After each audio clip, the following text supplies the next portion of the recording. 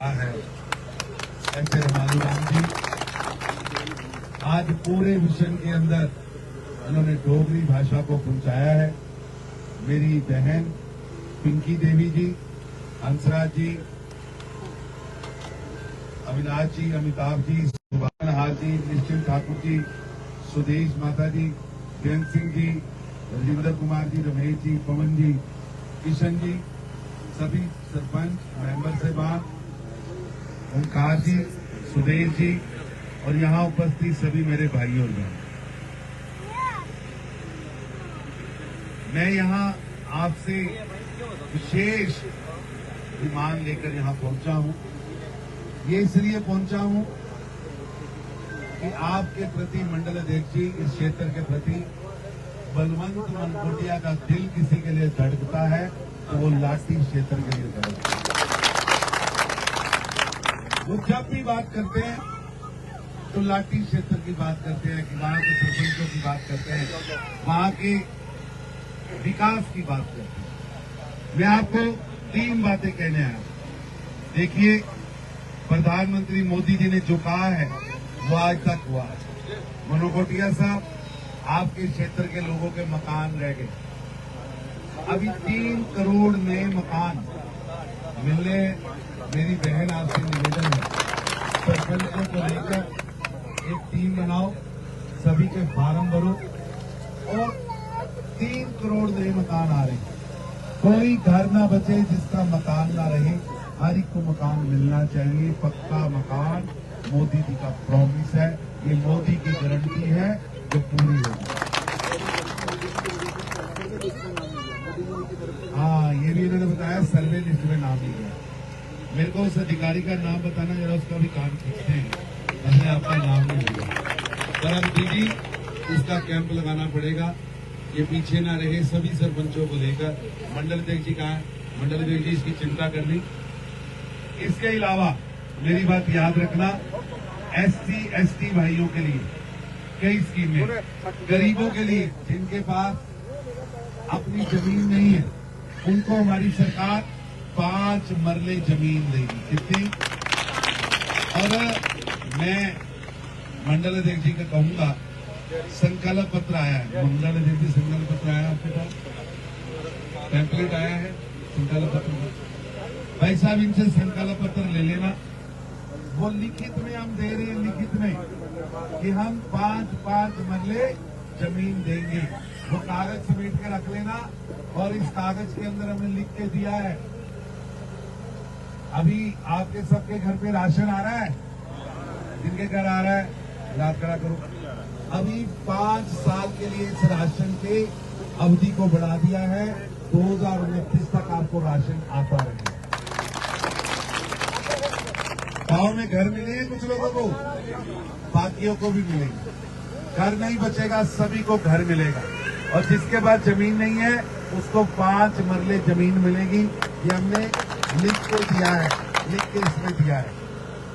और अगली बात, आपको आयुष्मान का कार्ड मिला है, जिन जिनके पास आप खड़ा करो।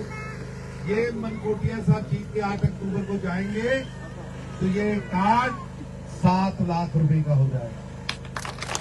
और ये मेरे बुजुर्ग बैठे हैं, जिनको जरा पेंशन आती है, हाथ खड़ा करो। बुढ़ापा पेंशन, विधवा पेंशन, अपाहज पेंशन, इन सब की पेंशन अब 36,000 रुपया साल होगी, 36,000 रुपया। और इसके अलावा मेरे भाइयों, आप सोच रहे होंगे, मेरी बहनें आई हैं, हर घर पर 2 रसोई गैस सालाना फ्री मिलने वाले। रोटी बनेंगे उन्हें 2 गैस फ्री। और इसके अलावा हर घर की बड़ी बहू को 18,000 रुपया। आपको किसान निधि का जो 6,000 है, 6,000 आ रहा है, याद करा करो। अब ये आएगा 10,000। इसके अलावा आपको राशन सब मिल गया। अब घर पे सबसे जरूरी है वो चिनैनी विधानसभा क्षेत्र में लगी है। तो आप बताइए हमसे क्या चाहते हैं। मैंने कहा अगर लगाई दी है तो हम आपसे कुछ नहीं चाहेंगे, आप हमें सिर्फ 1 दिन का समय दे दो।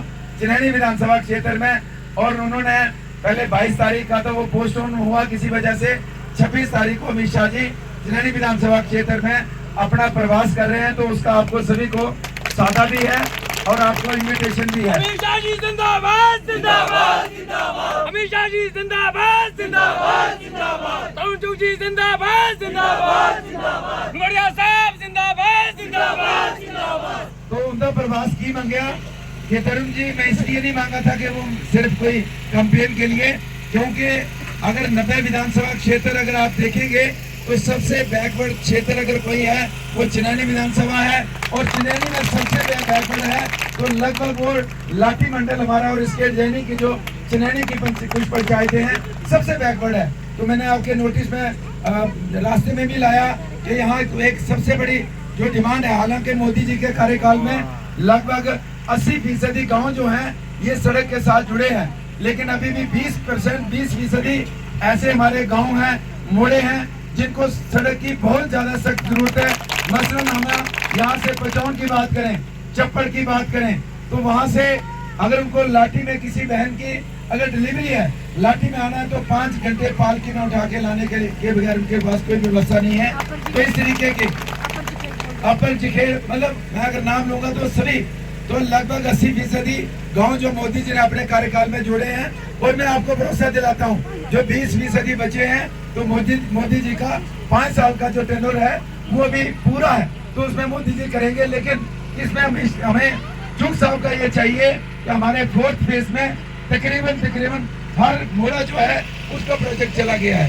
तो हम आपसे ये डिमांड करेंगे कि 4th फेज तो आपने पूरे देश भर में लागू करना है, लेकिन जम्मू कश्मीर में आपने स्पेशल इसलिए करना है, पिछले 2-2.5 महीने से मिलिटेंसी का इजाफा हुआ है। 4th फेज तो पूरे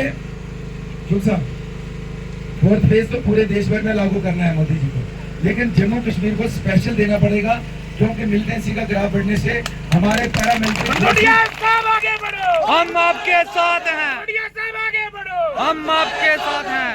हमारे पैरामिलिट्री फोर्सेस, आर्मी हमारी वहां पहुंच नहीं पाती और घात लगाकर वो मिलिटेंट हमला करके हमारे फौजियों को शहीद कर रहे हैं। तो अगर 4th फेज तो देना ही है, मोदी जी को देना ही देना है, पर हम चाहते हैं कि 2 साल 3 साल के बजाय साल 6 महीने के अंदर हमारे जम्मू कश्मीर को स्पेशली उसको ट्रीट करके उसका 4th फेज का सबसे प्रायोरिटी पे हमें दिया जाए, तो हमारा सबसे एक बहुत बड़ी समस्या हमारे 3 लाखों जो हल हो जाएगी, और मिलते में मैं ये यकीन दिलाता हूँ कि 99% कंट्रोल हो जाएगा। दूसरा चुग साहब ये है कि अमित शाह जी के साथ एक सेपरेट आपको ही बात करनी है कि आज एक थोड़ा सा, इसको मैं कहना नहीं चाहता मीडिया में, लेकिन थोड़ा सा डर का माहौल जो लोगों में है। आज शायद बिजली पानी की बात लोग बाद में करते हैं, युवा साथी, लेकिन सेल्फ प्रोटेक्शन के लिए गन की डिमांड जो है, और कुछ एक एरियाज में यहाँ आर्मी और पुलिस की चौकी की जरूरत है, वो आपको हम रिटर्न सभी साथियों के साथ मशवरा करके दे देंगे।